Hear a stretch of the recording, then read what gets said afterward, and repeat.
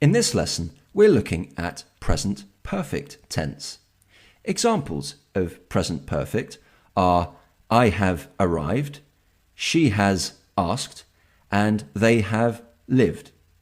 Now, present perfect is a super important tense in English, and it causes a lot of confusion to students. In this lesson, I'll show you exactly how to use present perfect with confidence in your speaking and writing. Now, we make present perfect with have or has plus the verb plus ed. And we'll start with part 1, situations used. Now, so far we've looked at past simple, which looks like this or like this. And as you'll remember, we use past simple for actions which finished in the past. We've also looked at past continuous, which looks like this, and we use past continuous for continuous actions which also finished in the past. In this lesson, we're going to look at present perfect tense, and this looks like this. And as you can see, this is an action which started in the past but continues to the present. It could also look like this, continues to the present, or even like this, started in the past, continues into the present. Here are 3 example sentences. First one is I've lived here for 2 years. The 2 years could be this or this.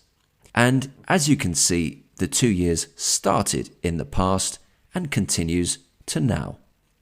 Second sentence is I've never seen him before. And never before means all of my life until now.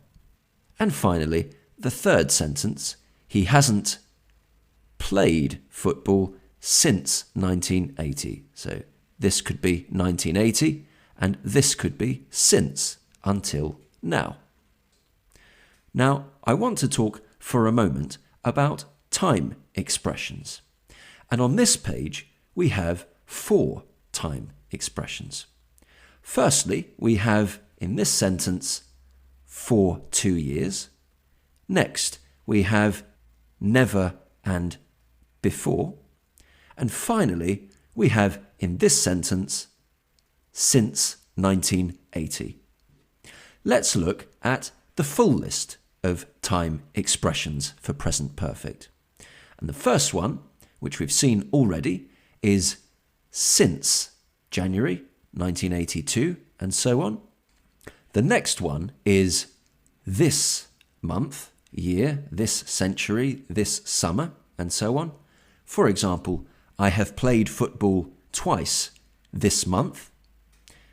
Third example is for 2 weeks, for 2 months, for 2 years. Let's look at the second group now. Here we have before. We can also have yet, which is only used in the question and negative forms. Next, we have always. The opposite of always is never. And finally, we have ever, which is only used in the question form. For example, have you ever been to Portugal? 3 more examples, and these are for an action which is finished in the past, but still relevant now. So already is the first one, just is the second, and recently is the third. For example, I've just cut my finger. Well, I cut my finger in the past, but it's relevant now because it's bleeding. So we use present perfect. Next example is Spielberg has recently made a new film. Again, he made the new film in the past, but it's relevant now because we can watch the film. So let's summarize what we have so far. Now we can use present perfect for an action which started in the past and continues to the present. For example, I've lived here for 2 years, started living here and continue living into the present. Time expressions for this use are for 2 years, since, always, and so on. We can also use present perfect for an action which is finished but still relevant now. Now we had the example of I've cut my finger. We could also have I've lost my pen. So I lost the pen in the past, but it is still important because I can't find it now.